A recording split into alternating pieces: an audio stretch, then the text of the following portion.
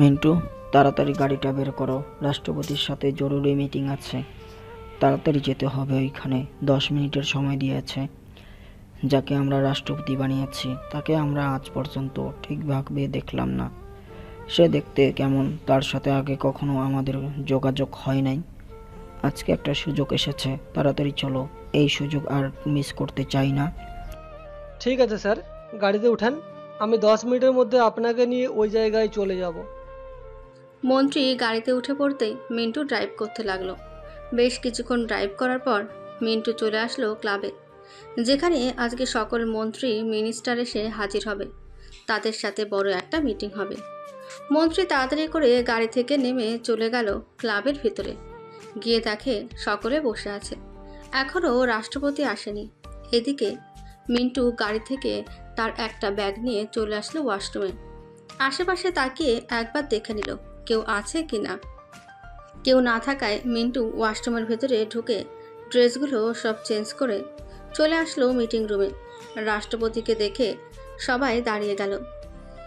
এইদিকে মিন্টু তার চেয়ারে গিয়ে বসতেই সবাই বসে পড়ল যার যার চেয়ারে। মিন্টু সকলকে উদ্দেশ্য করে বলতে লাগলো, আমি এইসব কি শুনতেছি? দেশের অবস্থা এমন হচ্ছে কেন? যেদিকে তাকাই ওইদিকে সন্ত্রাস, মাদক সেবন করে। আপনাদেরকে রাখা হয়েছে কেন? দেশ চালানোর জন্যই তো রাখা হয়েছে। আপনারা যদি ঠিকভাবে দেশ চালাতে না পারেন তাহলে পদত্যাগ করে নেন। আমি একাই দেশ চালাতে পারবো, আপনাদের দরকার নেই। স্যার, এসব তো মাঝে মধ্যে হয়। আসলে কেউ যদি কাউকে কিছু করেছো তখন এইসব খারাপ কাজ হয়ে যায়। তাই আর কি আমরা এসব আটকাতে পারি না? আটকাতে পারেন না বলে যে আটকাতে পারবেন না তা কিন্তু না। আপনাদেরকে রাখা হয়েছে দেশকে সঠিকভাবে চালানোর জন্য, কিন্তু আপনারা সঠিকভাবে চালাচ্ছেন না। 2 মাস আগেও আমি আপনাদেরকে একবার বলে গিয়েছি যে দেশটাকে খুব ভালোভাবে চালাবেন। আমি দেশে থাকি না, আমার বিভিন্ন দেশে ঘোরাঘুরি করতে হয়। আপনারা যদি এইভাবে ঘরের মধ্যে বসে থেকে কাজ করেন তাহলে আমি নিজে আপনাদেরকে পদত্যাগ করাতে বাধ্য হব। স্যার, আপনি বলেন কিভাবে কি করতে হবে, আমরা আপনার কথা মতো কাজ করব। তবে আপনি এরকমভাবে কথা বলবেন না আমাদের সাথে। চার দেওয়ালের ভিতর ঠান্ডার মাঝে না বসে বাইরে হাঁটাহাঁটি করে দেশটাকে দেখেন। আপনারা সবাই কোথায় কি লাগবে, কোথায় কি লাগবে না এইসব দেখেন। গতকালকে আমি একটা সাধারণ মিটিংয়ে গিয়েছিলাম। ওইখানে মানুষ জানেন কি বলেছে? আপনারা নাকি দেশটাকে পুরো খেয়ে ফেলতেছেন। সরকার টাকা দিতেছে, সেই টাকা নাকি আপনাদের পকেটে ভরতেছেন। এটা কি সত্যি? এটা যদি সত্যি হয় তাহলে কিন্তু আপনাদের সবার অবস্থা খুবই খারাপ হবে। মিন্টুর কথা শুনে সবাই ভয় পেয়ে গেল। এদিকে মিন্টুর মুখে এখনো মাস্ক পরা, সে এখনো মাস্ক খোলেনি। বেশ কিছুক্ষণ বক্তব্য দেওয়ার পর যেই চলে যেতে যাবে এমন সময় মিন্টু আবারও বলে উঠল, আর মিস্টার সাব্বির চৌধুরী, আপনি দেশের মন্ত্রী, সো আপনার দায়িত্ব আছে। আপনি এইভাবে বসে না থেকে কাজ করেন। সরকারের টাকা খেতে খেতে তো পেটটা মোটা করে ফেলেছেন, এখন না হয় একটু কম খান। এই বলে মিন্টু তাড়াতাড়ি করে চলে আসলো ওয়াশরুমে। ড্রেসগুলো পাল্টে আবার চলে আসলো নিচে গাড়িতে। ড্রাইভিং সিটে বসে আছে এমন সময় মন্ত্রী আসলো। গাড়ির ভেতরে বসতেই মিন্টু বলতে লাগলো, কি হয়েছে স্যার? আপনাকে এরকম চিন্তিত দেখাচ্ছে কেন? আর বইলো না মিন্টু, দেশের জন্য এত কাজ করি আর আজকে নাকি রাষ্ট্রপতির কাছে এইসব শুনতে হয়েছে।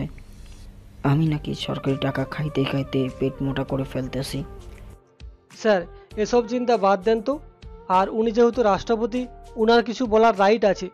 সো আপনি এসব নিয়ে চিন্তা করেন কেন? হ্যাঁ, আপনি আপনার জায়গা থেকে কাজ করে যান, নিশ্চয়ই ভালো হবে। এখন তাহলে কোথায় যাব স্যার? বাসায় যাবেন নাকি অন্য কোথায় যাবেন? এখন আমার মাথা খুবই গরম আছে, সো তুমি একটা ক্লাবে নিয়ে যাও যেখানে আমি প্রতিদিন যাই। ওইখানে না গেলে আমার মাথা ঠান্ডা হবে না। মিন্টু ড্রাইভ করতে করতে চলে আসলো সেই ক্লাবে। মন্ত্রী গাড়ি থেকে নেমে চলে গেল ক্লাবের ভেতর। এইদিকে মিন্টু তার পকেট থেকে ফোনটা বের করে ফোন দিল থানায় এসআইয়ের কাছে।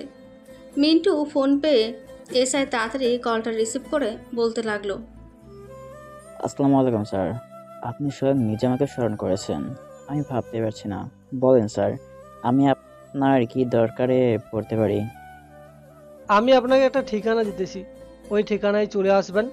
ওইখানে একটা ক্লাব আছে, ওই ক্লাবের ভিতর মন্ত্রী সাব্বির ঢুকেছে। সে কি কি করে আমার সকল কিছু খবর চাই, এবং এই ক্লাবগুলো উঠিয়ে দেওয়ার ব্যবস্থা করেন। স্যার, এই ক্লাবগুলোতে উঠিয়ে দেওয়া যাবে না। এগুলো সরকার থেকে অনুমোদন করা হয়েছে। তাদের কাছে তো পারমিশন আছে ক্লাব চালানোর। দেখুন, আমি এসব কিছু শুনতে চাই না। আপনাকে যেটা বলেছি সেটা করেন। সো এর বাইরে একটা কথাও বলবেন না। আমি বেশি কথা পছন্দ করি না। ঠিক আছে স্যার, আমি চেষ্টা করতেছি ক্লাবগুলো তুলে দেওয়ার জন্য। আমি এখনই যাইতেছি ওই ক্লাবগুলোতে। মিন্টু কলটা কেটে দিয়ে বসে আছে গাড়িতে। বেশ কিছুক্ষণ পর পুলিশের কয়েকটা গাড়ি আসলো। মিন্টু বাইরের দিকে তাকিয়ে দেখে এসআই এসেছে। এসআই ভেতরে প্রবেশ করলো। প্রায় 1 ঘন্টা পর এসআই ফোন দিল মিন্টুকে।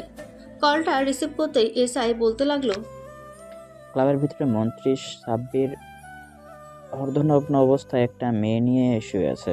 এখন স্যার কি করব? আপনি যদি অনুমতি দেন তাহলে আমি ওনাকে ধরে নিয়ে আসতে পারি। অনুমতি দেওয়ার কি আছে? আপনি আপনার কাজ করেন, তাকে ধরে নিয়ে যান আর ধর্ষণের মামলায় ঢুকিয়ে দেন জেলের ভিতরে। স্যার, উনি তো একজন মন্ত্রী।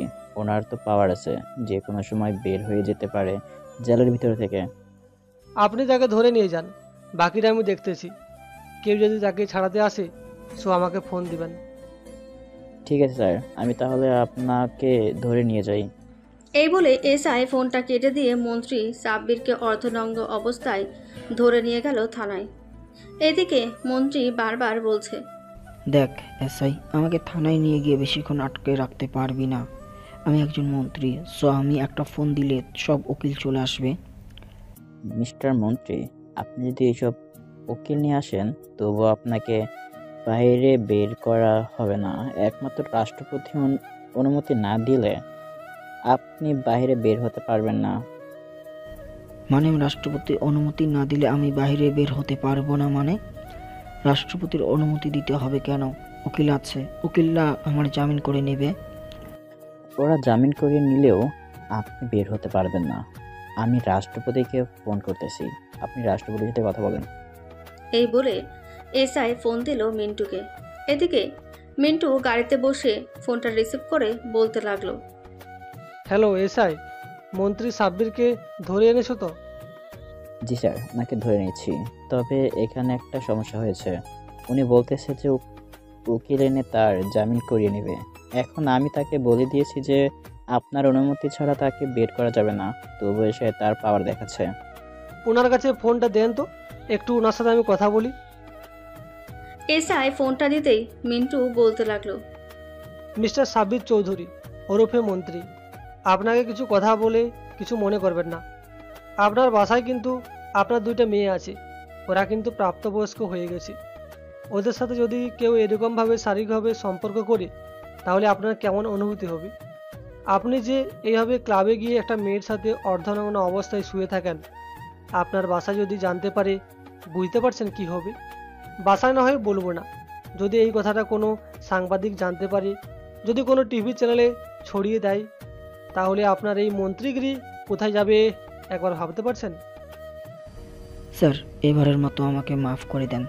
আমি আর কোনোদিন ক্লাবে গিয়ে এরকম থাকবো না। প্লিজ এবারের মতো আমাকে মাফ করে দেন। আপনাকে মাফ করে তো দূরে থাক, আমি আপনার সামনে যাব না। আপনি জেলে থাকেন আর আপনাকে অনুমতি দেওয়া হবে না জেল থেকে বাইরে বের করার। আমি আপনার পদত্যাগের পত্র পাঠিয়ে দিব। প্লিজ স্যার, এমনটা করবেন না আপনি। আমাকে আর একটা বার সুযোগ দিন। আমি আর কোনোদিন ওই রকম কাজ করব না। আমি আপনাকে কথা দিলাম। ঠিক আছে, আমি আপনাকে সুযোগ দিতে পারি, তবে আপনাকে জেলে থাকতে হবে 2 দিন। এই 2 দিনে আপনাকে অনেক অত্যাচার সহ্য করতে হবে। যদি সহ্য করতে পারেন তাহলে আমি আপনাকে পদত্যাগ করাবো না। ঠিক আছে স্যার, আমি 2 দিন থাকতে রাজি আছি। তবে এই কথাটা আপনি কাউকে বলবেন না প্লিজ, যে আমি থানায় আছি। না, কাউকে বলবো না। বললে তো আপনার সম্মান জুতোর সাথে পরিণত হবে। আপনাকে মানুষ যেখানে দেখবে সেখানে জুতো পিটা করবে। আপনি ফোনটা এসআইয়ের কাছে দেন, ওনার সাথে আমি কথা বলবো। এসআইয়ের কাছে ফোনটা দিতে মিন্টু বলতে লাগলো, এসআই, ওনাকে 2 দিন জেলের ভিতর রাখবেন, এমনভাবে কষ্ট দিবেন যাতে আর কোনোদিন সে এরকম খারাপ কাজ না করতে পারে। দরকার পড়লে ইলেকট্রিক শক দিবেন। ঠিক আছে স্যার, আপনি কোনো চিন্তা করবেন না। ওনাকে এই 2 দিন আমি একেবারে ঠিক করে ফেলবো। আমার হাতে যে কেস আসে সেই কেস একেবারে পুরোপুরি সমাধান না করে আমি ছাড়ি না। আজকে যেহেতু মন্ত্রী আমার হাতে বন্দি হয়েছে, তাকে আমি কিছুতে করতে হবে। এখন রাখলাম তাহলে স্যার। এই বলে এসআই ফোনটা কেটে দিল। এদিকে মিন্টু ড্রাইভ করতে করতে চলে আসলো মন্ত্রীর বাড়িতে। কলিং বেল দিতেই মন্ত্রীর স্ত্রী এসে দরজা খুলে দিল। মিন্টুকে দেখিয়ে বলতে লাগলো, কি ব্যাপার মিন্টু, তোমার স্যার কোথায়? ওনাকে দেখছি না যে। ম্যাডাম, স্যারকে পুলিশ ধরে নিয়ে গেছে। আপনি ক্লাবে গিয়ে একটা মেয়ের সাথে অর্ধনগ্ন অবস্থায় শুয়েছিল, পুলিশ ধরতে পারছে, তাই ওনাকে নিয়ে গেছে। আমি গিয়েছিলাম থানায়, বলেছে 2 দিন রাখবে, এরপর ছেড়ে দেবে। ছি ছি, আমার এসব শুনতেও ঘৃণা লাগছে। বাড়িতে 2টো মেয়ে আছে, উনি একবারও চিন্তা করলো না তাদের কি হবে? উনি বাসায় আসুক, ওনাকে আমি ডিভোর্স দিব। ওনার সাথে আমি ঘর সংসার করব না। ম্যাডাম, এইখানে রাগ করলে তো চলবে না। আসলে স্যার মাঝে মধ্যে এরকম করে ক্লাবে গিয়ে, তবে আমি সঠিক জানি না প্রতিদিন এরকম করে কিনা। আজকে পুলিশ ধরে নিয়ে গেছে, তাই আমি জানতে পারলাম। ঠিক আছে, তুমি রুমে গিয়ে ফ্রেশ হয়ে নাও। দুপুরে তো মনে হয় কিছু খাও নাই। আমি খাবার রেডি করতেছি টেবিলে। মিন্টু চলে আসলো তার রুমে। দরজাটা লাগিয়ে দিয়ে ফ্রেশ হয়ে চলে আসলো নিচে। এসে দেখে রিয়া এবং প্রিয়া বসে আছে খাবার টেবিলে। মিন্টুকে দেখে রিয়া বলতে লাগলো, কি ব্যাপার মিন্টু, আব্বু কোথায়? উনি না তোমার সাথে রাষ্ট্রপতির কাছে গিয়েছিলেন দেখা করার জন্য? জি ম্যাডাম, উনি রাষ্ট্রপতির কাছে গিয়েছিল। পরে রাষ্ট্রপতির কাছ থেকে দেখা করে উনি একটা ক্লাবে যায়, ওইখানে একটা মেয়ের সাথে। আর কিছু বললাম না, আপনি আশা করি বুঝে গেছেন। ছি ছি, আমার ভাবতেও ঘৃণা লাগছে। আমার আব্বু অবশেষে কিনা এসব কাজ করে। আম্মু, তুমি কি আগে থেকেই জানতে আব্বু যে এই কাজ করে? তোর আব্বু এরকম ছিল না আগে, মন্ত্রী হওয়ার পর থেকে এরকম হয়ে গেছে। বাসায় আর আমাদেরকে তেমন বেশি সময় দেয় না। তোরা তো দেখিস সব সময় ওই বাড়ির বাইরে থাকে। ম্যাডাম, উনি বাইরে থাকে, তা ঠিক আছে, তবে উনি যে এতটা খারাপ তাও না। উনি সবসময় কাজের মধ্যে থাকে। আমি যেহেতু ওনার সাথে সারাদিন ঘুরে বেড়াই, সো আমি জানি। আর এরকম একটু একটু ভুল হতেই পারে, মাফ করে দিয়েন উনি চলে আসলে। এই বলে মিন্টু খাওয়া দাওয়া করে চলে আসলো তার রুমে। বিছানায় শুয়ে আছে, এমন সময় তার ফোনটা বেজে উঠল। তাকিয়ে দেখে তার আম্মু ফোন দিয়েছে। কলটা রিসিভ করতেই ওই পাশ থেকে তার আম্মু বলতে লাগলো, কি রে বাবা, কেমন আছিস? আর এত শুকিয়ে গেছিস কেন? এখন তুই বাসায় চলে যাবি? আম্মু, যতদিন দেশটা ঠিক না হচ্ছে ততদিন আমি বাড়িতে যেতে পারবো না। প্লিজ তোমরা রাগ করো না, আমি খুব শীঘ্রই বাড়িতে চলে আসবো। মিন্টু আরও কিছুক্ষণ কথা বলে ফোনটা কেটে দিয়ে চোখটা বন্ধ করতেই এমন সময় রুমের ভেতরে প্রবেশ করলো প্রিয়া। মিন্টুকে দেখিয়ে বলতে লাগলো, মিন্টু, তুমি কি ঘুমিয়ে গেছো? না ম্যাডাম, ঘুমায় নাই। বলেন, কি বলবেন? আমার কয়েকটা পার্সেল এসেছে সুন্দরবন কুরিয়ার সার্ভিসে, তুমি একটু গিয়ে নিয়ে আসো তো। ঠিক আছে ম্যাডাম, আমি গিয়ে নিয়ে আসতেছি। আর একটা কোড যাবে, আপনাকে ওই কোডটা দিতে হবে। আমি ফোন দিলে আপনি কোডটা দিয়ে দেন, তাহলে ওরা আমাকে আপনার পার্সেলগুলো দিয়ে দিবে। ঠিক আছে, তুমি যাও, তাহলে কোড আসলে আমায় দিয়ে দিব। মিন্টু চলে আসলো সুন্দরবন কুরিয়ার সার্ভিস অফিসে। এসে পার্সেলটা নিয়ে আবারও রওনা দিল বাড়ির দিকে। হঠাৎ মাঝ রাস্তায় ঝামেলা হয়ে গেল। কিছু লোক দাঁড়িয়ে আছে মাঝ রাস্তায়। মিন্টু গাড়িটা সাইডে রেখে চলে আসলো তাদের কাছে। এসে জিজ্ঞেস করতে লাগলো, ভাই, এইখানে কি হয়েছে? সবাই এভাবে জড়ো হয়ে দাঁড়িয়ে আছে কেন? ভাই, এখানে একটা মেয়েকে কিছুক্ষণ আগে খুন করে চলে গেছে। খুন করেছে মন্ত্রীর ছেলে হাসিব। মেয়েটাকে যখন খুন করা হচ্ছে তখন আপনারা বাধা দিলেন না কেন?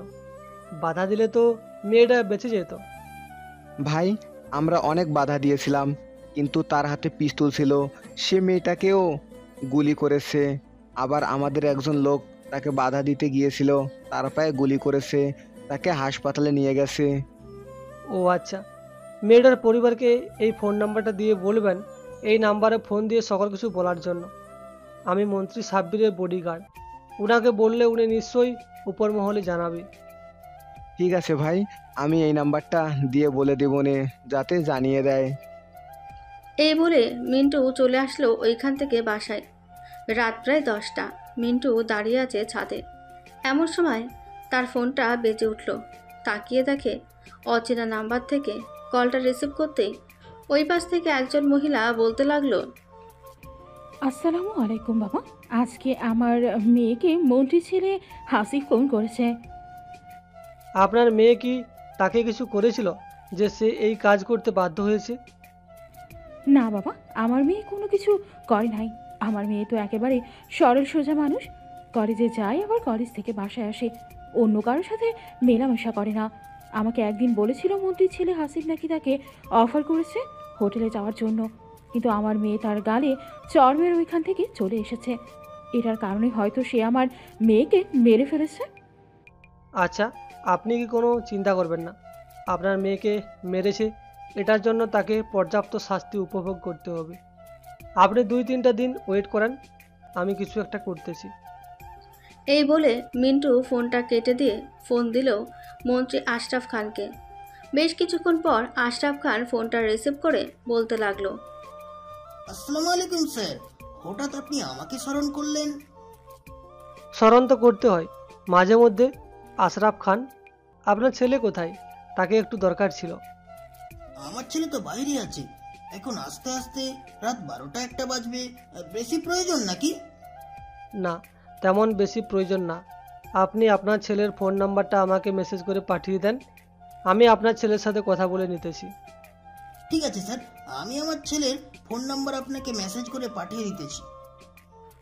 এই বলে আশরাফ খান ফোনটা কেটে দিয়ে মিন্টুকে নাম্বারটা মেসেজ করে পাঠিয়ে দিল। এদিকে মিন্টু ফোন দিল হাসিবকে। বেশ কিছুক্ষণ পর হাসিব ফোনটা রিসিভ করে বলতে লাগলো, হ্যালো, কে বলতেছেন? আমি রাষ্ট্রপতি মিন্টু বলতেছি। তুমি আশরাফ খানের ছেলে, তাই তো? জি স্যার, আমি আশরাফ খানের ছেলে। আপনি আমাকে ফোন দিয়েছেন, কোনো জরুরি দরকার নাকি? হ্যাঁ, একটা জরুরি দরকার আছে। তুমি কালকে সকাল 10টায় আমার সাথে দেখা করতে পারবে আমি একটা ঠিকানা দিলে? জি স্যার, দেখা করতে পারবো। আপনি শুধু ঠিকানাটা বলেন, আমি সকাল 10টায় ওইখানে চলে যাব। 7/7 রোড, আজিম টাওয়ার, 10 তলা, 507 নাম্বার রুমে যাবে। আমি ওইখানে তোমার জন্য অপেক্ষা করব। ঠিক আছে স্যার, আমি ঠিকানাটা নোট করে নিয়েছি। সকাল 10টায় ওইখানে চলে যাব। মিন্টু ফোনটা কেটে দিয়ে চলে আসলো তার রুমে। বিছানায় শুয়ে আছে। এমন সময় রিয়া তার রুমে প্রবেশ করলো আর বলতে লাগলো, মিন্টু, তোমাকে আমি সারা বাড়ি খুঁজে ফেলেছি। তুমি এতক্ষণ কোথায় ছিলে? ম্যাডাম, আমি তো ছাদে ছিলাম। আমাকে সারা বাড়ি খুঁজেছেন কেন? কোনো জরুরি প্রয়োজন নাকি? না, কোনো জরুরি প্রয়োজন না। তোমাকে কিছু বলতে চাই। কালকে সকাল 9টার দিকে আমাকে একটা জায়গায় দিয়ে আসতে হবে এবং দুপুরে 12টার সময় ওখান থেকে নিয়ে আসতে হবে। পারবে তো? অবশ্যই পারবো ম্যাডাম। আমি আপনাদের বাসায় কাজ করি, আপনার আব্বুর বডিগার্ড হিসাবে। আপনার আব্বু নেই তো কি হয়েছে? আপনাদের নিয়ে আসার দায়িত্ব তো আমার। আপনি এখন গিয়ে ঘুমিয়ে পড়েন, সকালে রেডি হয়ে থাকেন, আমি আপনাকে দিয়ে আসবো। ঠিক আছে। আরেকটা কথা, আমি যে ওইখানে যাব, তুমি এই কথাটা কাউকে বলবে না। আমি আমার বয়ফ্রেন্ডের সঙ্গে দেখা করতে যাব। ও আচ্ছা, সমস্যা নেই, আমি কাউকে বলবো না। আপনি নিশ্চিন্তে থাকতে পারেন।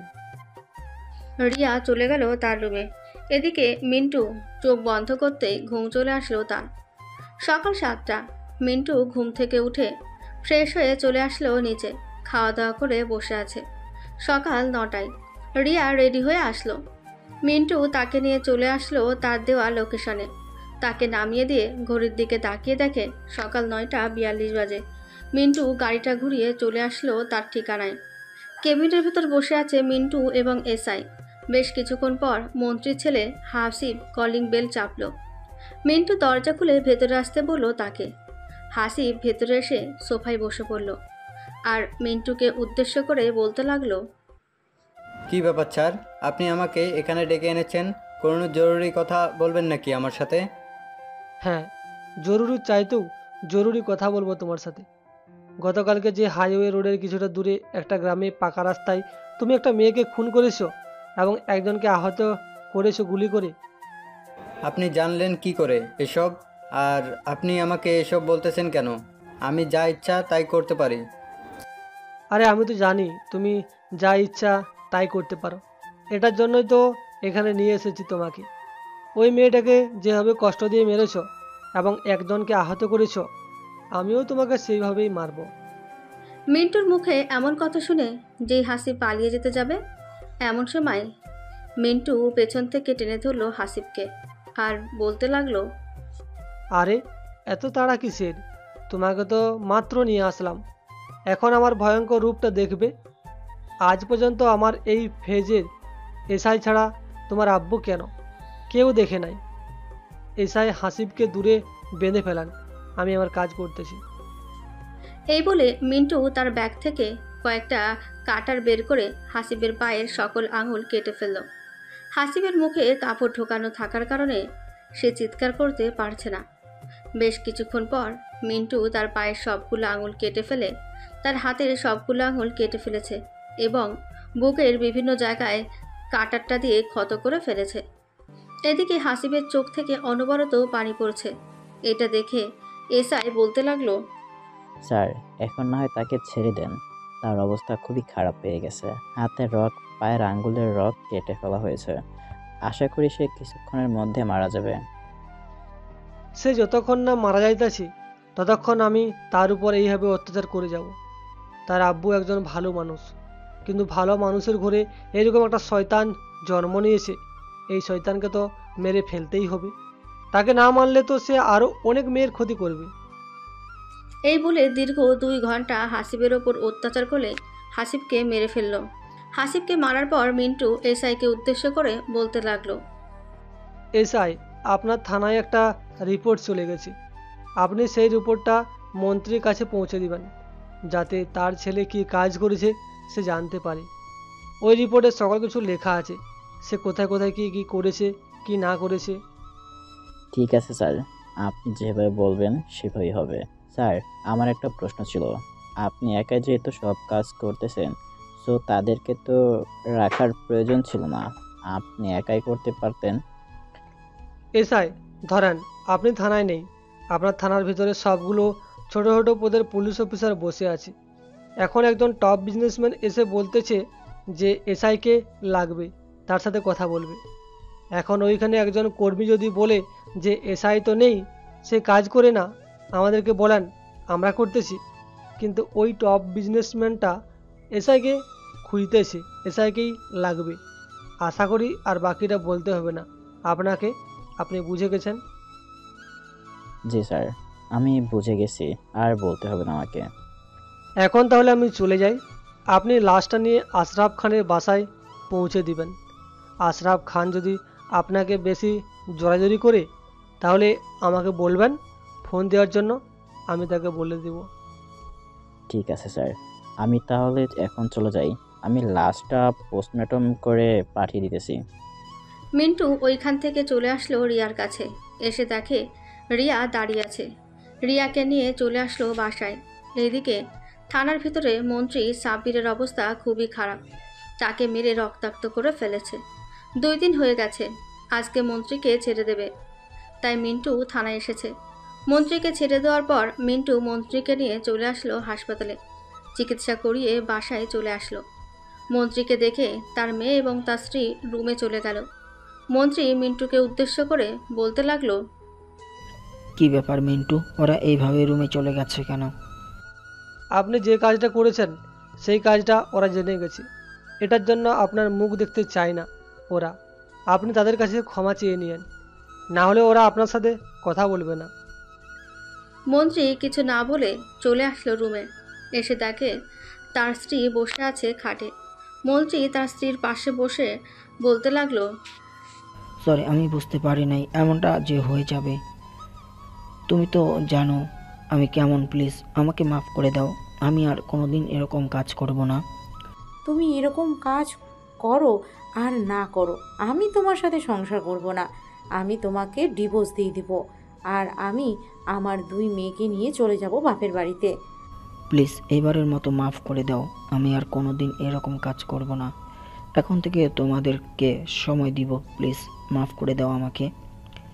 আমাদেরকে সময় দিবে তো? যদি সময় না দাও, এই দেখো ডিভোর্স পেপার, জাস্ট সই করে দেব আর ডিভোর্স হয়ে যাবে। হ্যাঁ, আমি তোমাদেরকে সময় দিব এখন থেকে। ঠিক আছে, তুমি এখানে বসো, আমি তোমার জন্য খাবার নিয়ে আসছি। তোমার শরীরের অবস্থা খুবই খারাপ। মন্ত্রীর স্ত্রী চলে গেল নিচে, খাবার নিয়ে চলে আসলো ওপরে। এদিকে মিন্টু ফোন দিল আশরাফ খানকে। আশরাফ খান কলটা রিসিভ করে বলতে লাগলো, স্যার, আমার ছেলের সাথে দেখা করেছেন আপনি? না, আমি আপনার ছেলের সাথে দেখা করতে পারি নাই। আপনার ছেলেকে বলেছিলাম একটা জায়গায় আসার জন্য, আপনার ছেলে আসে নাই। তাকে ফোন দিয়েছিলাম, ফোনেও পাওয়া যায় নাই, ফোন বন্ধ বলেছিল। কি বলেন এসব আপনি? এরকমটা তো হওয়ার কথা না। হাসিব কোনোদিন তার ফোন বন্ধ করে না, নেটওয়ার্কের বাইরে চলে গেলেও তার ফোন চালু থাকে। আপনি ফোন দিয়ে দেখতে পারেন সে ফোন ধরে নাকি। ফোন ধরে না, ফোন ধরলে আমাকে বলবেন, আমি নয় আবারও তাকে ফোন দিয়ে জিজ্ঞাসা করব সে কেন আমার সাথে দেখা করতে আসেনি। ঠিক আছে স্যার, সে আসলে আমি আপনাকে ফোন দিয়ে জানাবো। মিন্টু কথা বলছে, এমন সময় ওই পাশ থেকে অ্যাম্বুলেন্সের শব্দ শোনা গেল। মিন্টু বুঝে গেছে যে এসআই আশরাফের ছেলেকে নিয়ে চলে গেছে তার বাসায়। হঠাৎ অ্যাম্বুলেন্সের শব্দ শুনে আশরাফ চলে আসলো নিচে। এসে দেখে এসআই দাঁড়িয়ে আছে। এসআইকে দেখে আশরাফ বলতে লাগলো, কি ব্যাপারে চাই? তুমি হঠাৎ অ্যাম্বুলেন্স নিয়ে আমার বাসায় এসেছো? আর অ্যাম্বুলেন্সের ভিতরে কি রাখা আছে? স্যার, অ্যাম্বুলেন্সের ভিতরে আপনার ছেলের লাশ আছে। কে বা কারা যেন খুন করে আপনার ছেলেকে নদীর ধারে ফেলে দিয়ে এসেছিল। পরে একজন আমাকে ফোন দিয়ে বলতেছে আমি গিয়ে আপনার ছেলেকে নিয়ে এসেছি এবং তার পোস্টমর্টম করা হয়েছে। এসআইয়ের মুখে এমন কথা শুনে আশরাফের হাত থেকে ফোনটা পড়ে গেল। ফোনটা নিচে পড়ে সাথে সাথে বন্ধ হয়ে গেল। এদিকে মিন্টু চলে আসলো মন্ত্রী সাব্বিরের রুমে। এসে দেখে তার স্ত্রী তাকে খাবার খাইয়ে দিয়েছে। মিন্টুকে দেখে মন্ত্রী বলতে লাগলো, মিন্টু কিছু বলবে নাকি? স্যার, কে বা কারা যেন আশরাফ খানের ছেলেকে মেরে ফেলেছে। চলেন আমরা গিয়ে দেখে আসি। কি বলতেছো এসব? আশরাফ খানের ছেলেকে মেরে ফেলেছে? কই, আমি তো এখনো শুনলাম না যে তার ছেলেকে মেরে ফেলেছে। আপনি শুনবেন কি করে? আপনি তো ঘরে আছেন। আমাকে একটু আগে এসআই ফোন দিয়েছিল, ফোন দিয়ে বলেছে যে আশরাফ খানের ছেলেকে মেরে ফেলেছে। আপনার ফোন বন্ধ থাকার কারণে আপনাকে বলতে পারে নাই। আচ্ছা, তুমি গিয়ে গাড়িতে বসো, আমি খাবার শেষ করে আসতেছি। মিন্টু গিয়ে গাড়িতে বসে পড়তেই মন্ত্রী কিছুক্ষণ পর চলে আসলো গাড়িতে। মিন্টু ড্রাইভ করে বেশ কিছুক্ষণ পর চলে আসলো আশরাফ খানের বাসায়। এসে দেখে পুরো বাড়িতে কান্নার রোল লেগে গেছে। এদিকে মিন্টু চলে আসলো এসআইয়ের কাছে। মিন্টুকে দেখে এসআই বলতে লাগলো, স্যার, আপনি যেভাবে যেভাবে বলছেন আমি ওইভাবে বলেছি। আমার মনে হয় ওনাকে না মেরে জেলে দিয়ে দিতেন তাহলে খুব ভালো হতো। এসআই, ওর বিষয়ে সকল প্রমাণ আমি আপনার কাছে পাঠিয়ে দিব, আপনি দেখে নিন সে প্রতিদিন কি কি করে। আর যে একটা মানুষকে খুন করেছে সবার সামনে, এটা যদি আদালতে সাক্ষী দেওয়া হয় তাহলে তো তাকে ফাঁসির আসামি বানানো হবে। সো তার আগেই আমি মেরে দিয়েছি। তা ঠিক আছে স্যার। স্যার, ভিতরে চলেন, ভিতরে যাই। এই বলে এসআই আর মিন্টু চলে আসলো ভিতরে। এসে দেখে সবাই কান্না করছে। মিন্টু এসআইকে নিয়ে চলে আসলো আশরাফ খানের কাছে। আশরাফ খানকে উদ্দেশ্য করে মিন্টু বলতে লাগলো, দেখুন, এভাবে কান্না করে তো কোনো লাভ নেই, শুধু শুধু লাস্ট কষ্ট পাবে। তার চাইতে ভালো হবে তাকে যত তাড়াতাড়ি পারেন কবর দিয়ে দেন। হ্যাঁ মিন্টু, আমি লোকজন পাঠিয়েছি কবর খোঁড়ার জন্য। তারা কবর খুললেই দাফন কাপড়ের ব্যবস্থা করা হয়ে যাবে। কিন্তু কিন্তু আমার ছেলেকে যে মেরেছে, একবার যদি তার খোঁজ পাই তাহলে তার জীবন আমি চূর্ণ বিচূর্ণ করে দেব। হ্যাঁ জানি কতটা চূর্ণ বিচূর্ণ করতে পারেন। এই বলে মিন্টু চলে আসলো বাইরে। সন্ধ্যায় হাসিবের লাশটা কবর দেওয়া হলো। রাতে মন্ত্রী সাব্বির আশরাফ খানের বাসায় রাত 12টা অবধি থাকার পর মন্ত্রী বলতে লাগলো, আশরাফ খান, এখন তাহলে আমি বাসায় চলে যাই। রাত প্রায় 12টা বেজে গেছে। আপনারা খাওয়া দাওয়া করেছেন, এখন ঘুমান। আর যে খুন করেছে তাকে বের করবো আমরা সবাই মিলে, চিন্তা করবেন না। হ্যাঁ, যে আমার ছেলেকে খুন করেছে তাকে তো আমি বের করবই। তাকে না বের করলে তো আমার মন শান্তি হবে না। আমার ছেলেকে যেভাবে মেরেছে আমিও তাকে সেভাবেই মারবো। এই বলে আশরাফ খান মন্ত্রী সাব্বিরকে বিদায় দিয়ে দিল। এদিকে সাব্বির গাড়িতে এসে বসতেই মিন্টু বলতে লাগলো, স্যার, আশরাফ খানের ছেলের কি এমন অপরাধ করেছে যে তাকে এইভাবে শত্রুরা মেরেছে? আমি তো এটা সঠিক জানি না, তবে আমি যতটুকু জানি সে খারাপ কাজ করত, মেয়ে নিয়ে সবসময় হোটেলে থাকতো এবং গতকালকে নাকি একটা মেয়েকে রাস্তার মাঝখানে নৃশংসভাবে হত্যা করেছে। হয়তো এটার জন্য কেউ তার প্রতিশোধ নিয়েছে। হ্যাঁ স্যার, হতেও পারে। এই বলে মিন্টু গাড়ি চালাতে চালাতে কথা বলতে লাগলো মন্ত্রীর সাথে। বেশ কিছুক্ষণ পর চলে আসলো বাসায়। কলিং বেল দিতেই মন্ত্রীর স্ত্রী এসে দরজা খুলে দিল। দুজনকে দেখে বলতে লাগলো, কি ব্যাপার, তোমরা দুইজনে এত দেরি হলো কেন আসতে? আর বইলো না, তার দাফন কাফন শেষ করে পরে এসেছি। তোর খাওয়া দাওয়া করে নিয়েছো তো? ওরা দুইজন খাওয়া দাওয়া করে ঘুমাচ্ছে। আমি তোমাদের দুজনের জন্য অপেক্ষা করতেছি। যাও ফ্রেশ হয়ে আসো, এরপর তিনজন মিলে খাবো। সবাই ফ্রেশ হয়ে চলে আসলো নিচে। তিনজন মিলে খাওয়া দাওয়া করে আবারও চলে গেল যার যার রুমে। এদিকে মিন্টু তার বিছানায় শুয়ে আছে। এমন সময় তার ফোনটা বেজে উঠল। তাকিয়ে দেখে পুলিশ প্রধান ফোন দিয়েছে। কলটা রিসিভ করতেই ওই পাশ থেকে পুলিশ প্রধান বলতে লাগলো, আসসালামু আলাইকুম স্যার, কেমন আছেন? ওয়ালাইকুম আসসালাম, ভালো আছি। আপনি কেমন আছেন? আমিও আলহামদুলিল্লাহ ভালো আছি। আপনাকে যেটার জন্য ফোন দেওয়া হয়েছে, গতকাল একটা মেয়েকে খুন করা হয়েছিল। হাসিব ওই খুনটা করেছে। এখন ওই কেসটা তো ক্লোজ হয়ে গেছে। হ্যাঁ, আমি তো থানায় গিয়েছিলাম। আমি নিজেই কেসটা ক্লোজ করে দিয়ে এসেছি, কারণ হাসিব যেহেতু মারা গেছে, সো এখানে আর কিছু করার নেই। স্যার, হাসিবকে কিন্তু আপনি মেরেছেন। আপনার মারার স্টাইল আমি জানি। এটা জানেন, সো খুব ভালো হয়েছে। আপনারা বসে বসে কি কাজ করেন? সব কাজ যেহেতু আমাকে করতে হয়। মন্ত্রীর ছেলে বলে কি আপনারা কিছু দায়িত্ব নেবেন না? সে একটা মেয়েকে অযথা খুন করে মেরে ফেলেছে, তার শাস্তি তো তাকে পেতেই হবে। কিন্তু একদিন হয়ে গেছে মেয়েটার লাশ থানায় ছিল, আপনারা কোনো কিছু অ্যাকশান নেন নাই। এটার জন্য বাধ্য হয়ে আমাকে নামতে হয়েছে মাঠে। আপনারা যদি এখন নিজে থেকে না অ্যাকশান নেন তাহলে আমি আপনাদেরকে পদত্যাগ করাবো, সাথে আমি নতুন অফিসার আনাবো। স্যার, আমরা যে অ্যাকশন নিব, আপনি নিজেই বলেন কিভাবে অ্যাকশন নিব। সে তো একজন মন্ত্রীর ছেলে। এখানে যদি আমরা অ্যাকশন নিতে যাই তাহলে নিশ্চয়ই আমাদের চাকরি চলে যাবে। এটার ভয়ে আর আমরা অ্যাকশন নিইনি। আজব তো, আপনারা জাস্ট মন্ত্রীর ছেলে বলে অ্যাকশন নেবেন না? এটা কিন্তু খুব অন্যায়।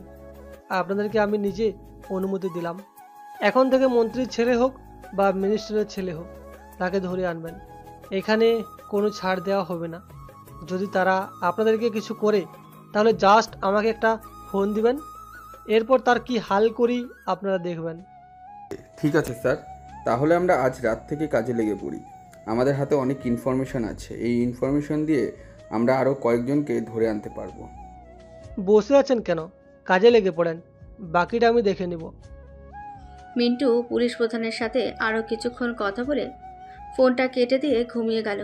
এইদিকে প্রিয়া দরজার বাইরে থেকে সব কিছু শুনেছে। সকাল 10টা, প্রিয়া দাঁড়িয়ে আছে মিন্টুর সামনে। এদিকে মিন্টু মাথা নিচু করে বসে আছে। প্রিয়া মিন্টুকে উদ্দেশ্য করে বলতে লাগলো, মিন্টু, গতকাল রাতে তুমি কার সাথে কথা বলছিলে দীর্ঘ 1 ঘন্টা? ম্যাডাম কি যে বলেন আপনি, আমি আবার কার সাথে কথা বলবো? আমার তো নিজের ফোন নেই, আপনারা ফোন দিয়েছেন একটা, ওইটা দিয়েই তো আপনাদের সাথে কথা বলি।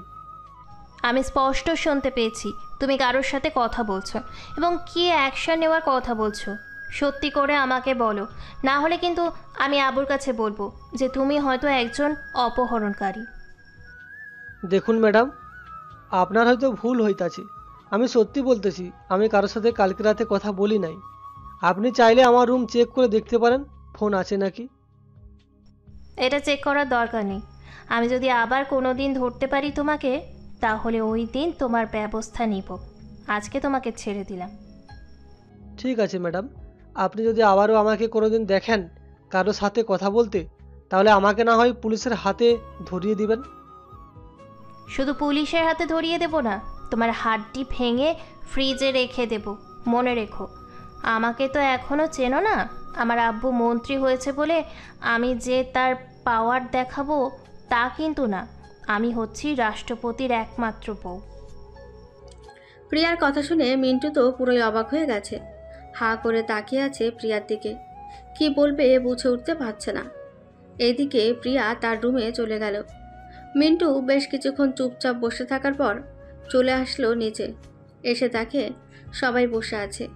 মিন্টুকে দেখে মন্ত্রী বলতে লাগলো, মিন্টু, আগামী মাসের 10 তারিখে আবারও রাষ্ট্রপতির সাথে একটা মিটিং আছে। তুমি কিন্তু কোথাও যেতে পারবে না, আমার সাথে থাকতে হবে সব সময়। স্যার আমি তো আপনার সাথেই থাকি সব সময়, আপনার বডিগার্ড হই।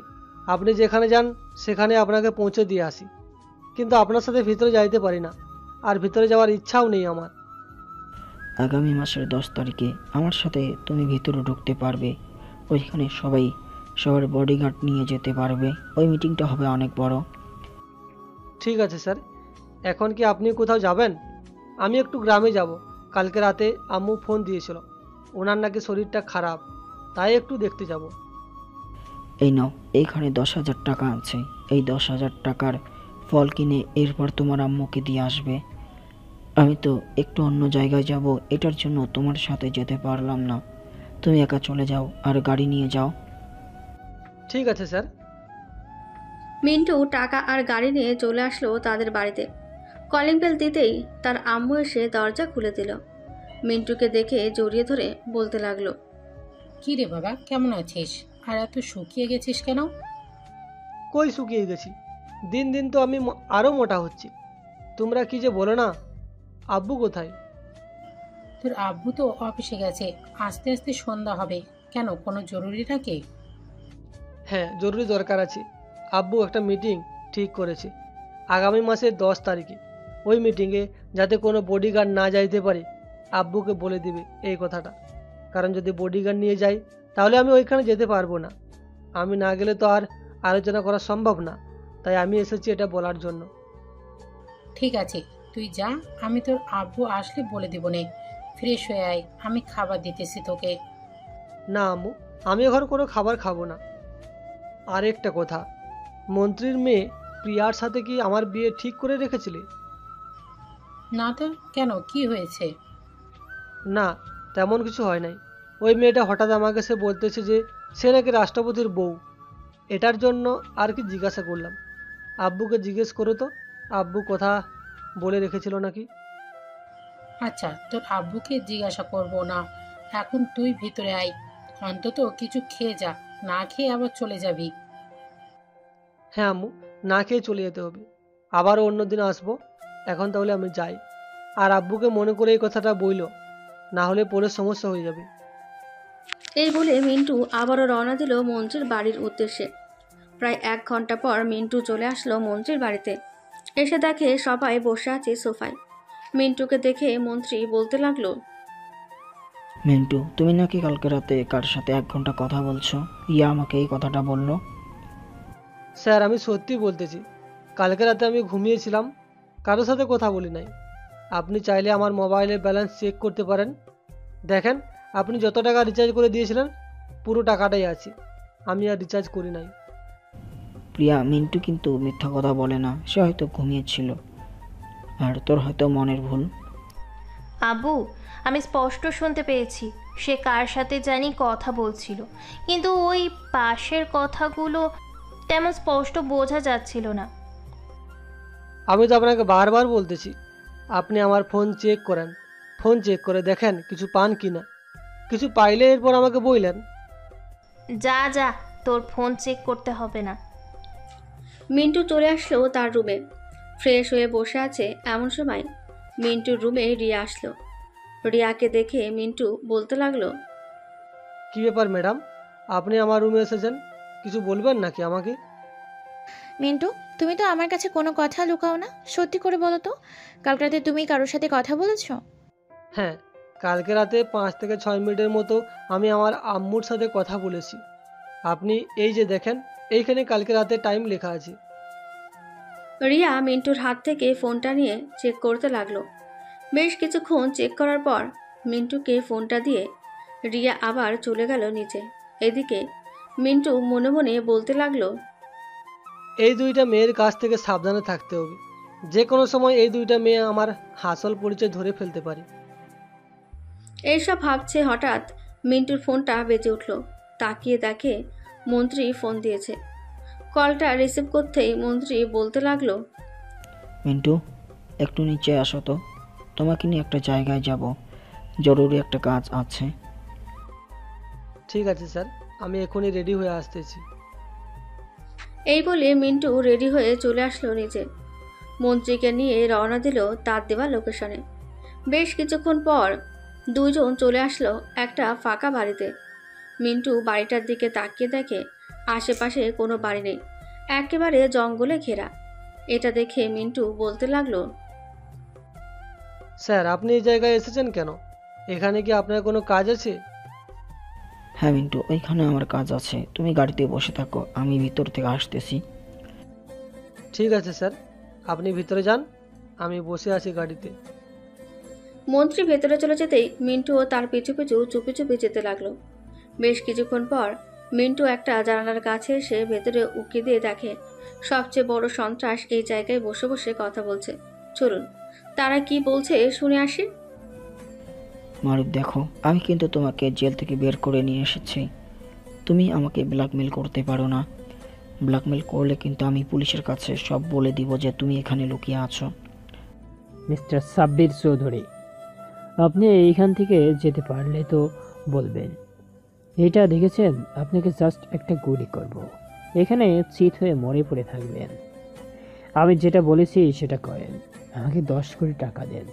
কালকের ভিতর না হলে কিন্তু আমি আপনার সকল কুকর্ম ফাঁস করে দিব। আপনি তো জানেন আমার কতটুকু ক্ষমতা আছে। দেখো মারুফ, আমার কাছে এত টাকা নেই যে আমি তোমাকে এত টাকা দিতে পারবো। আমার কাছে 6 কোটি টাকা আছে, এই 6 কোটি টাকা নাও, তুমি বাকি 4 কোটি টাকা আমি ব্যবস্থা করে পরে তোমাকে দিয়ে দিব। ঠিক আছে, আমাকেও 6 কোটি টাকা দেন, এরপর বাকি 4 কোটি টাকা পরে দিয়ে দিবেন। না হলে আমি আপনার মেয়ে প্রিয়াকে তুলে নিয়ে এসে ধর্ষণ করব। আপনার মেয়ে প্রিয়াকে আমার খুব খুব ভালো লেগেছে। কথা শেষ হতেই যেই মন্ত্রী বাইরে আসতে যাবে এমন সময় মিন্টু এক দৌড়ে চলে আসলো গাড়ির ভিতরে। এদিকে মন্ত্রী গাড়ির ভিতরে এসে চুপচাপ বসে আছে। মন্ত্রীকে দেখে মিন্টু বলতে লাগলো, কি ব্যাপার স্যার, আপনি বাড়ির ভিতর থেকে এসে এরকমভাবে চুপ হয়ে গেলেন কেন? আর বাড়ির ভিতর এমন কি আছে?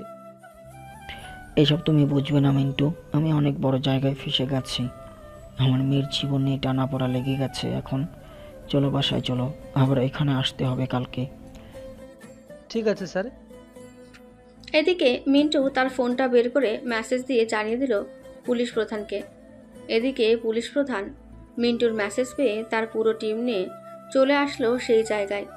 বাড়িটা ঘেরাও করে দাঁড়িয়ে আছে আর বলছে, মারুফ, তুমি বাড়ির ভিতর থেকে বাহিরে আসো, না হলে কিন্তু আমাদের সকল অফিসাররা তোমার উপর ঝাঁপিয়ে পড়বে। তোমাকে চারপাশ দিয়ে ঘিরে ফেলা হয়েছে, তুমি বাহিরে বেরিয়ে এসো, স্যারেন্ডার করো। মারুফ তাদের কোনো কথাই শুনছে না দেখে পুলিশ প্রধান সবাইকে নিয়ে বাড়ির ভেতরে ঢোকে। মারুফকে ধরে নিয়ে চলে আসলো বড় কারাগারে। অন্ধকার কালকুটিতে রেখে দিয়েছে মারুফকে। রাত প্রায় 10টা। এমন সময় মন্ত্রীর ফোনটা বেজে উঠল। তাকিয়ে দেখে থানা থেকে ফোন দিয়েছে। কলটা রিসিভ করতেই ওই পাশ থেকে এসআই বলতে লাগলো, মিস্টার সাব্বির চৌধুরী, আমরা মারুফকে ধরে ফেলেছি, আপনি একবার এসে দেখে যান আমাদের সাথে। এই বলে এসআই ফোনটা কেটে দিল। এদিকে মন্ত্রী তো মহা খুশি, কারণ মারুফকে ধরে ফেলেছে পুলিশরা। মন্ত্রী চলে আসলো থানায়। এসে দেখে মারুফকে কালকুঠুরিতে বন্দি করে রাখা হয়েছে। মিন্টু এবং সাব্বির কালকুঠুরির সামনে যেতেই মন্ত্রী সাব্বির বলতে লাগলো, দেখছিস মারুফ, আল্লাহ চাইলে সব কিছু সম্ভব। আমি কিন্তু পুলিশকে ফোন দিয়ে বলি নাই যে তুই ওইখানে আছিস। পুলিশ ঠিক তোর সন্ধান পেয়ে তোকে ধরে নিয়ে এসেছে। আমাকে ধরে নিয়ে এসেছো তো কি হয়েছে? ভাবছিস তোর মেয়েকে আমি ছেড়ে দিব? কখনোই না। আমার লোকেরা তোর মেয়েকে ঠিক তুলে নিয়ে আসবে, আর আমি এইখান থেকে যেদিন বের হয়ে যাব ওই দিন তোর মেয়েকে ধর্ষণ করে মাঝ রাস্তায় ফেলে দিয়ে আসবো। সেই আশা তুই ছেড়ে দে। তুই কখনোই এটা পারবি না, কারণ তোকে আগামী 4-5 দিনের ভিতর ফাঁসি দিয়ে দেওয়া হবে। মন্ত্রী আরও কিছুক্ষণ কথা বলে চলে আসলো ওইখান থেকে বাসায়। এদিকে মিন্টু তার রুমে এসে বসে আছে। এমন সময় প্রিয়া আসলো। প্রিয়াকে দেখে মিন্টু বলতে লাগলো, ম্যাডাম কিছু বলবেন নাকি আমাকে? আমার রুমে এসেছেন যে। কেন, তোর রুমে আমি আসতে পারি না নাকি? তোর রুমে এসেছি একটা দরকারে। আমার সাথে একটু চল তো, একটা জায়গায় যাব তোকে নিয়ে। জি ম্যাডাম, চলেন যাওয়া যাক। এই বলে মিন্টু আর প্রিয়া চলে আসলো বাড়ির বাইরে। গাড়িটা নিয়ে একটা কফি শপে চলে আসলো। দুইজন চুপচাপ বসে আছে। এমন সময় প্রিয়া মিন্টুকে উদ্দেশ্য করে বলতে লাগলো, মিন্টু, আমি কিন্তু তোর আসল পরিচয় জানি। তুই হচ্ছিস রাষ্ট্রপতি। আমার সাথে বেশি চালাকি করিস না। আমি কিন্তু তোর চাইতেও মাস্টার মাইন্ড খেলোয়াড়। কি আবল তাবল বলতেছেন ম্যাডাম? আমি কেন রাষ্ট্রপতি হতে যাব? আর রাষ্ট্রপতি হলে এইভাবে চলাচল করতেছেন কেন? তোর প্যান্টের পকেটের ভিতর তোর ফোন আছে, ফোনটা বের কর। আমি বলছি না তুই চালাকি করিস না। চালাকি করলে ধরা পড়ে যাবে। আমি তোকে আগে থেকেই চিনি। ওই দিন জানিস আমি কেন তোকে বলছি যে আমি রাষ্ট্রপতির বউ? কারণ আমার আব্বু আর তোর আব্বু কথা বলে রেখেছে আমার সাথে তোকে বিয়ে দিবে। তুই সত্যি সত্যিই তোর পরিচয়টা দে, আমি কিন্তু তোকে কিচ্ছু বলবো না। দেখুন ম্যাডাম, আমি সত্যি সত্যিই বলতেছি আমি রাষ্ট্রপতি না। আপনি বিশ্বাস করেন আমার কথা, আমি সত্যি বলতেছি। মিথ্যে কথা বলিস কেন? চুপচাপ তোর আসল পরিচয় দে বলতেছি, না হলে কিন্তু আমি অনেক রেগে যাব। আর রেগে গেলে কি করতে পারি তোর ধারণা নেই। মিন্টু তার পরিচয়টা দিয়ে দিল। বেশ কিছুক্ষণ দুজন চুপ থাকার পর প্রিয়া মিন্টুকে বলতে লাগলো, তুই আমার বাবার বডিগার্ড হয়ে 2 বছর ধরে আমাদের বাসায় পড়ে আছিস কেন বলতো? তুই একজন রাষ্ট্রপতি, তুই ভিআইপি ভাবে চলাচল করবি, তা না করে তুই আমার বাবার বডিগার্ড হয়ে পড়ে আছিস। আমি আপনার বাবার বডিগার্ড হয়ে কেন পড়ে আছি জানেন? আপনার বাবার পিছনে অনেক শত্রুরা লেগে আছে। আপনার বাবাকে 2 দিন জেলে রেখেছি কেন জানেন? আপনার বাবা অনেক বড় অন্যায় কাজ করেছে। মেয়ে নিয়ে গিয়ে ক্লাবে শুয়েছে। এটা কিন্তু না, আপনার বাবা ড্রাগসের ব্যবসা করে। আমি চাইলে কিন্তু আপনার বাবাকে জেলের ভিতরে নিয়ে যেতে পারি, কিন্তু নিব না। আপনার বাবাকে শোধরানোর জন্য কিছুটা সময় দিয়েছি। আপনার বাবা শুধরে যাবে। যেদিন একেবারে শুধরে যাবে ওই দিন আমি আপনাদের বাসা থেকে চলে যাব। আর একটা কথা, আপনি যেহেতু আমার আসল পরিচয় জেনে গেছেন, সো কাউকে বলবেন না প্লিজ। বললে আমার ক্ষতি করার চেষ্টা করবে। ঠিক আছে, তোর আসল পরিচয় আমি কাউকে বলবো না, তুই নিশ্চিন্তে থাকতে পারিস। তবে একটা কথা, আমাকে ছাড়া যদি অন্য মেয়েকে বিয়ে করিস তাহলে তোর কি যে করব বলতে পারতেছি না। ঠিক আছে, আমাকে আর এতটা ভয় দেখাতে হবে না। আমি আপনাকে বিয়ে করব। এখন তাহলে চলেন বাসায় চলে যাই, রাত হয়েছে অনেক। হ্যাঁ চল, বাসায় চলে যাই। মিন্টু আর প্রিয়া চলে আসলো বাসায়। দুজন দুজনের রুমে চলে গেল। ফ্রেশ হয়ে মিন্টু বিছানায় শুয়ে পড়ল। কখন যে ঘুমিয়ে গেছে টের পায়নি। সকাল 6টা। প্রিয়ার ডাকে মিন্টুর ঘুম ভেঙে গেল। ঘুম থেকে উঠে ফ্রেশ হয়ে এসে বলতে লাগলো, কি ব্যাপার ম্যাডাম, আপনি আমাকে এইভাবে ডেকে আনলেন? কোথাও যাবেন না নাকি সকাল সকাল? না, কোথাও যাব না, এমনিই ডেকে আনলাম। তোর সাথে আড্ডা দিব এটার জন্য। মিন্টু চেয়ারে বসে পড়ল। এদিকে প্রিয়া বিছানার উপর বসে মিন্টুর দিকে তাকিয়ে আছে। এটা দেখে মিন্টু বলতে লাগলো, আপনি না বললেন আমার সাথে গল্প করবেন, আপনি তো গল্প করতেছেন না, আমার দিকে তাকিয়ে আছেন হাঁ করে। এমন করলে কিন্তু আমি চলে যাব। চুপচাপ এখানে এসে বসে থাক, না হলে কানের নিচে দিব দুইটা। মিন্টু কিছুটা ভয় পেয়ে বসে রইল ওইখানে। এদিকে প্রিয়া আস্তে আস্তে করে খাট থেকে নেমে দরজাটা লাগিয়ে দিয়ে চলে আসলো মিন্টুর কাছে। মিন্টুর সামনে দাঁড়িয়ে বলতে লাগলো, এখন আমাকে কোলে নে তাড়াতাড়ি, আমি 3 গোনার আগে। ম্যাডাম, আপনি কি আবল তাবল বলতেছেন এসব? যা বলতেছি তা তাড়াতাড়ি কর। মিন্টু তাড়াতাড়ি করে প্রিয়াকে কোলে তুলে দাঁড়িয়ে রইল। বেশ কিছুক্ষণ এইভাবে থাকার পর প্রিয়া নিচে নেমে গেল আর মিন্টুকে উদ্দেশ্য করে বলতে লাগলো, এখন যা নিচে গিয়ে খাওয়া দাওয়া করে নে, এরপর তোকে নিয়ে একটা জায়গায় যাব ঘোরার জন্য। আপু, শুধু মিন্টুকে নিয়ে গেলেই হবে? আমাকে নিয়ে যাবে না? তুই গিয়ে কি করবি ওখানে? আর মিন্টু তো ড্রাইভার, সে তো আমার সাথে যাবে ড্রাইভ করে। তুমি একা একা ঘোরাঘুরি করবে তা কিন্তু হয় না, আমাকেও নিয়ে যেতে হবে। আমাকেও নিয়ে যাও প্লিজ আপু। আরে তোকে নিয়ে যাব কেন? তুই পাগল হয়ে গেছিস? যা তুই এখান থেকে, তোকে নিয়ে যেতে পারবো না। এই বলে মিন্টু চলে আসলো নিচে।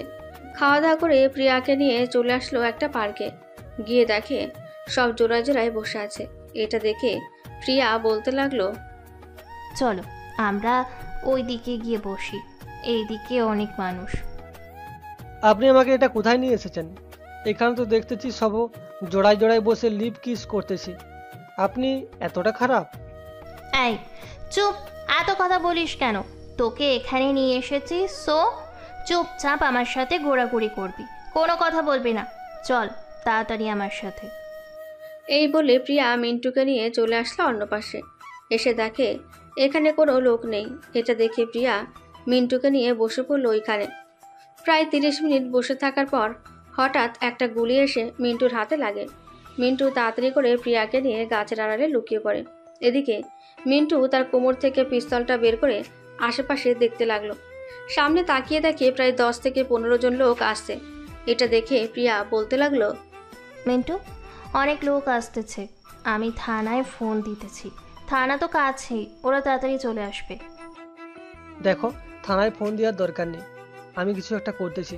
তুমি এখানে লুকিয়ে থাকবে, এখান থেকে বের হবে না। নিশ্চয়ই তোমার উপর হামলা করতে এসেছে ওরা। এই বলে মিন্টু তার পিস্তলটা নিয়ে সামনের দিকে এগোতে লাগলো এবং গুলি করতে লাগলো। বেশ কিছুক্ষণ গুলি করার পর ওদের পাশ থেকে 7 জন মরে যাওয়ার পর বাকিরা পালিয়ে গেল। এদিকে মিন্টু প্রিয়াকে নিয়ে তাড়াতাড়ি করে চলে আসলো বাসায়। মিন্টুর হাত থেকে রক্ত পড়তে দেখে মন্ত্রী বলতে লাগলো, মিন্টু, তোমার হাত থেকে তো রক্ত পড়তেছে, আর এসব হলো কিভাবে? প্রিয়া, কি হয়েছে তোদের সাথে? আবু, এসব না হয় পরে বলবো, আগে মিন্টু তাড়াতাড়ি ট্রিটমেন্ট করতে হবে। তুমি তাড়াতাড়ি করে হাসপাতালে খবর দাও, যাতে 2-3 জন ডাক্তার চলে আসে সব কিছু নিয়ে। দাঁড়া, আমি এক্ষুনি খবর দিতেছি। আর তুই এক কাজ কর, মিন্টুর হাতে একটা ভালোভাবে কাপড় পেঁচিয়ে তোর, যাতে তার হাত থেকে রক্ত না পড়ে বেশি। আমার হাত থেকে রক্ত পড়বে না, আমি ইঞ্জেকশন দিয়ে দিয়েছি। ডাক্তার আসতে থাকুক, আমি এখানে বসে আছি।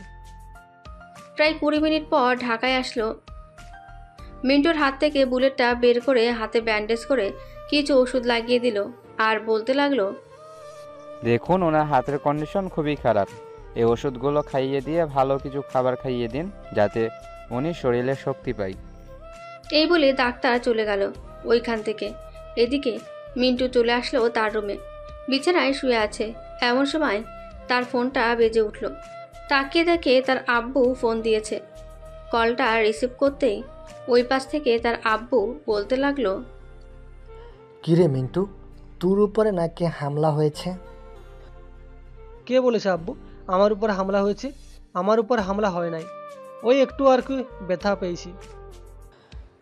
আমার সাথে মিথ্যা কথা বলবি না, আমি জানি তোর উপরে হামলা হয়েছে।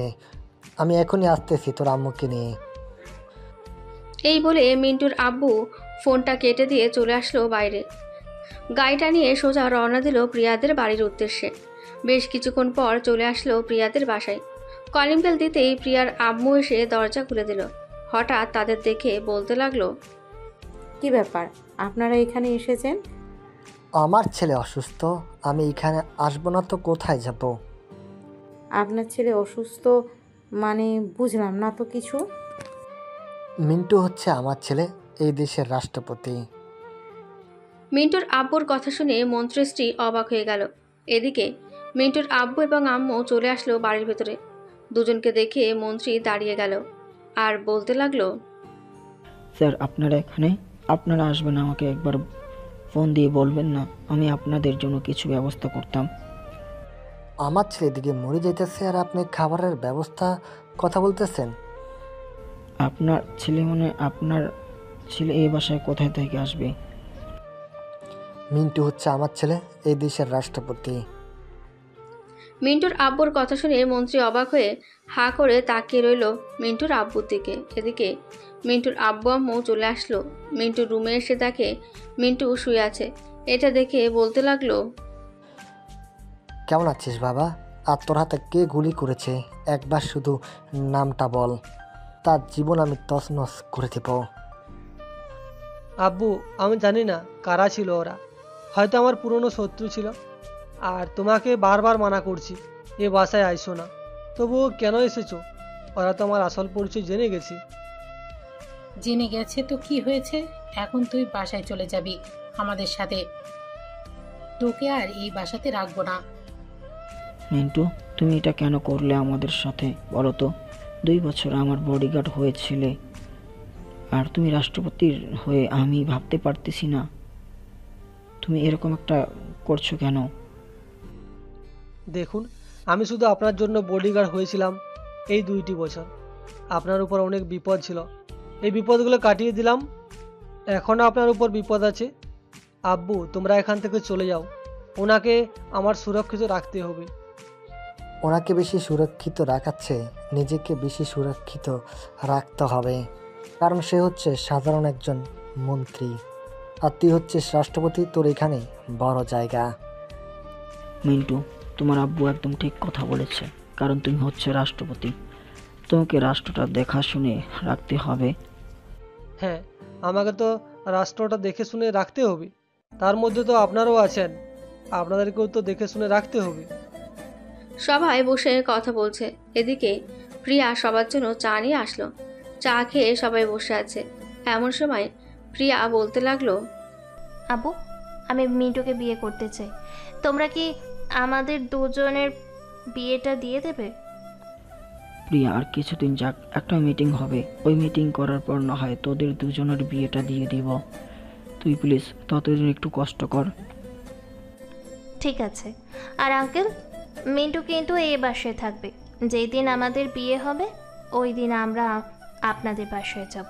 এর আগে আমি আপনাদের বাসায় মিন্টুকে যেতে দিব না। এক্ষুনি আমার ছেলেকে নিজের আঁচলে বেঁধে ফেলেছো, এটা কিন্তু একদম ঠিক হচ্ছে না। মিন্টু দুইখানে থাকবে, আমাদের বাসায়ও ও যাবে, তোমাদের বাসায়ও থাকবে। এখন তো তোমাদের বাসায় আছে, সো এখন না হয় আমাদের বাসায় না গেলে পরে না হয় যাবে। হ্যাঁ, পরে না হয় মিন্টু আপনাদের বাসায় যাবে। আপনারা বসেন, আমি আপনাদের জন্য খাবার রান্না করি গিয়ে। আম্মু চলো আমরা গিয়ে খাবার রান্না করি। রিয়া, তুই মিন্টুর পাশে বসে থাক, যদি মিন্টুর কোনো কিছু দরকার হয় তাহলে এনে দিবে। ঠিক আছে আপু, তুমি তাহলে নিচে গিয়ে রান্না করো, আমি এখানে আছি। সবাই চলে গেল নিচে। এইদিকে মিন্টু আর রিয়া বসে আছে রুমে। এমন সময় রিয়া মিন্টুকে উদ্দেশ্য করে বলতে লাগলো, এটা কিন্তু দুলাভাই আপনি একদম ঠিক কাজ করবেন না। আমি কি আপুর চাইতে কম সুন্দর ছিলাম? আমাকে যে পছন্দ করলেন না? তোমাকেও আমার পছন্দ হয়েছে, তবে শালি হিসাবে পছন্দ হয়েছে তোমাকে। আর তোমার আপুকে আমি আগে থেকেই ভালোবাসি, কিন্তু কোনোদিন এই কথাটা বলতে পারি নাই। এটার জন্য আমি তোমাদের বাসায় তোমার আব্বুর বডিগার্ড হয়ে এসেছি। তাই বলে আপুকে পছন্দ করতে হবে? আমাকেও তো পছন্দ করতে পারতেন। আমি রাষ্ট্রপতি বলে এখন আমাকে এসব বলতেছো? এটা কিন্তু একদম ঠিক হচ্ছে না রিয়া। আমি তোমার আপু, সো শুধু তোমার আপুর থাকবো, অন্য কারো না। মিন্টু রিয়ার সাথে আরও কিছুক্ষণ কথা বলে চলে আসলো নিচে। এসে দেখে সবাই বসে আছে। মিন্টু গিয়ে রিয়ার আব্বুর পাশে বসে বলতে লাগলো, শ্বশুর আব্বু, আপনার উপর অ্যাটাক হবে 2 তারিখে, সো আপনি বাড়ি থেকে বের হবেন না। আমি বাহিরটা দেখে নিতেছি, আপনাকে সর্বোচ্চ সিকিউরিটি দেওয়া হবে। কি বলতে চাই এসব তুমি? আমার উপর এটা খুলে না হয় রাস্তার অ্যাটাক হবে, কিন্তু বাড়িতে অ্যাটাক হবে কেন? হ্যাঁ, বাড়িতে অ্যাটাক হবে। এটার কারণ হচ্ছে প্রিয়াকে পড়া নিয়ে যেতে চাই। এটার জন্য আমি আপনাদেরকে একটা সুরক্ষিত জায়গায় নিয়ে যাব। কালকে তো 1 তারিখ, এর পরের দিন হচ্ছে 2 তারিখ, সো আপনাদেরকে সুরক্ষিত জায়গায় রাখতে হবে। মিন্টু, আমাদেরকে সুরক্ষিত জায়গায় রাখার আগে নিজেকে সবসময় সেফ রাখতে হবে, কারণ তুমি রাষ্ট্রপতি, তোমারও অধিকার আছে বেঁচে থাকার জন্য। আমাদের জন্য চিন্তা করলে চলবে না তোমার। আমি আমার জীবন নিয়ে চিন্তা করি না। আল্লাহ যদি আমাকে বাঁচিয়ে রাখে তো আমি বেঁচে থাকবো, আর যদি আমার মৃত্যু লেখা থাকে তাহলে আমি নিশ্চয়ই মারা যাব। মিন্টু আরও কিছুক্ষণ কথা বলে খাওয়া দাওয়া করে চলে আসলো তার রুমে। দেখতে দেখতে রাত হয়ে গেল। রাতে বিছানায় শুয়ে আছে। এমন সময় প্রিয়া আসলো। প্রিয়াকে এত রাতে তার রুমে দেখে বলতে লাগলো, কি ব্যাপার প্রিয়া, তুমি এত রাতে আমার রুমে কি করো? আমি তো তোমার রুমে এসেছি তোমাকে জড়িয়ে ধরে ঘুমানোর জন্য। ওই রুমে একা একা ঘুম আসতেছে না, এইটার জন্যই চলে এসেছি তোমার রুমে।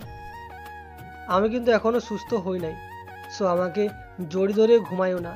এখন আমার পাশে এসে শুয়ে থেকো। ঠিক আছে, আমি তোমাকে এমনিতে হালকাভাবে জড়িয়ে ধরে ঘুমাবো। এই বলে প্রিয়া মিন্টুকে হালকাভাবে জড়িয়ে ধরে ঘুমিয়ে গেল। দেখতে দেখতে সকাল হয়ে গেল। সকালে ঘুম থেকে উঠে প্রিয়া মিন্টুর জন্য কফি এনে রেখে দিল টেবিলে।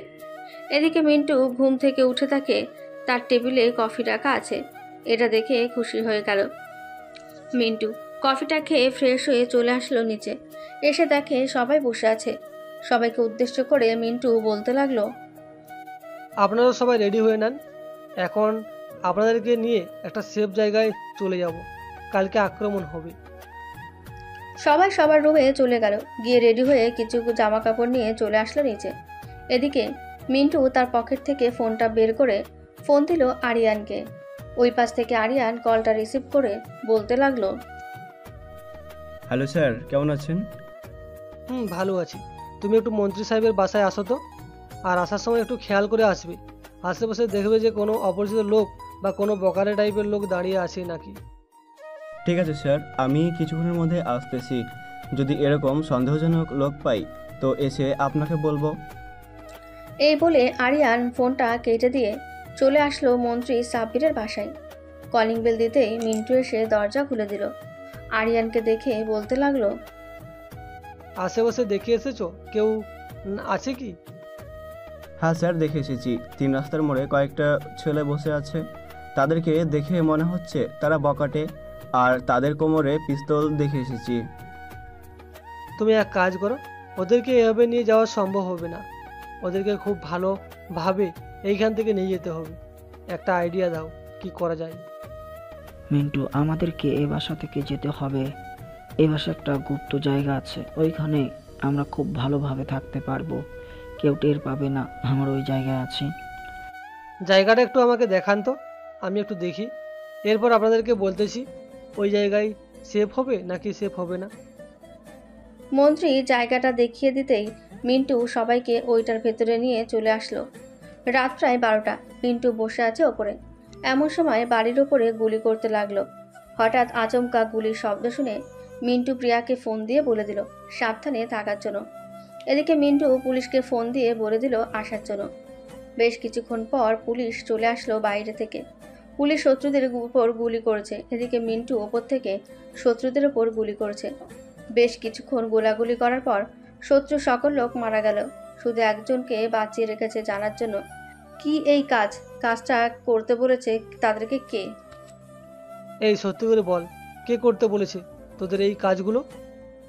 মিন্টুকে বলে দিতেই মিন্টু লোকটাকে গুলি করে মেরে ফেলল। এসআইকে উদ্দেশ্য করে বলতে লাগলো, আপনি সবাইকে নিয়ে চলে যান। মিশন পুরো কমপ্লিট।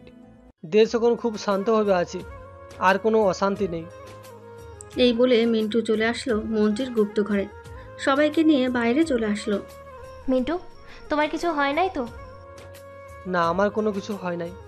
তোমরা এখন সেফ আছো পুরাপুরি। হ্যাঁ মিন্টু, আমরা এখন পুরোপুরি সেফ আছি। কালকে কিন্তু তোমাদের দুজনের বিয়ে, আমরা আর দেরি করতে চাই না। তোমাদের বিয়েটা দিয়ে দিব কালকে। ঠিক আছে, কালকে না হয় আমাদের বিয়েটা দিয়ে দিয়েন। এই বলে মিন্টু চলে আসলো প্রিয়ার রুমে। ফ্রেশ হয়ে বসে আছে, এমন সময় প্রিয়া আসলো। মিন্টুকে জড়িয়ে ধরে মিন্টুর গালে কপালে কিস করতে লাগলো। এটা দেখে মিন্টু বলতে লাগলো, কি করতেছো এসব তুমি? আমি আমার বরকে আদর করতেছি, আদর করতে দাও তো। এই বলে প্রিয়া মিন্টুকে আদর করতে লাগলো। আদর করতে করতে সকাল হয়ে গেল। সকাল 10টা, সবাই খাওয়া দাওয়া করে বসে আছে। এমন সময় মিন্টুর আব্বু কাজে নিয়ে চলে আসলো মন্ত্রী সাব্বিরের বাসায়। কলিং বেল দিতেই রিয়া গিয়ে দরজা খুলে দিল। কাজী নিয়ে বাড়ির ভেতরে চলে আসলো মিন্টুর আব্বু। বেশ কিছুক্ষণের মধ্যে মিন্টু এবং প্রিয়ার বিয়েটা হয়ে গেল। কাজী মিষ্টি খেয়ে এবং তার টাকা নিয়ে চলে গেল। এদিকে সবাই বসে বসে গল্প করছে। গল্প করতে করতে সন্ধ্যা পেরিয়ে রাত হলো। রাতে ভালো ভালো রান্না করা হয়েছে। মিন্টু পেট ভরে খাচ্ছে। মিন্টুকে এত খেতে দেখে প্রিয়া বলতে লাগলো, আজকে এত সুস্বাদু রান্না করা হয়েছে বলে এইভাবে খাইতেছো নাকি পেট ভরে? হ্যাঁ, খাবারগুলো অনেক সুস্বাদু হয়েছে, তাই এইভাবে খাইতেছি। সবাই খাওয়া দাওয়া করে কিছুক্ষণ গল্প করে যার যার রুমে চলে গেল। এদিকে মিন্টু প্রিয়াকে নিয়ে ব্যালকনিতে বসে আছে। এমন সময় প্রিয়া বলতে লাগলো, এইখানে বসে থাকবে নাকি আমাকে আদর করবে রুমে নিয়ে? এতদিন তো তোমাকে আদর করতে দাওনি, আজকে না হয় আদর করতে দাও। তুমি আদর করবে নাকি আমি আদর করব? দুজন দুজনকে আদর করব। ব্যাস, চলো এখন যাওয়া যাক। মিন্টু প্রিয়াকে কোলে নিয়ে চলে আসলো বিছানায়। দপাস করে মিন্টু প্রিয়াকে বিছানায় ফেলে দিয়ে প্রিয়ার ঠোঁটজোড়া কামড়ে ধরল। এদিকে প্রিয়া লজ্জা পেয়ে মিন্টুর বুকে মুখ লুকালো। প্রিয়া যেহেতু লজ্জা পেয়েছে, সো আমাদেরও লজ্জা পাওয়া দরকার। আমরা এত কিছু শোনার জন্য বসে আছি কেন? ওরা না হয় আদর করুক, আমরা না হয় এখন বিদায় নিই। আজকের গল্পটা এই পর্যন্তই। সবাই ভালো থাকবেন, সুস্থ থাকবেন।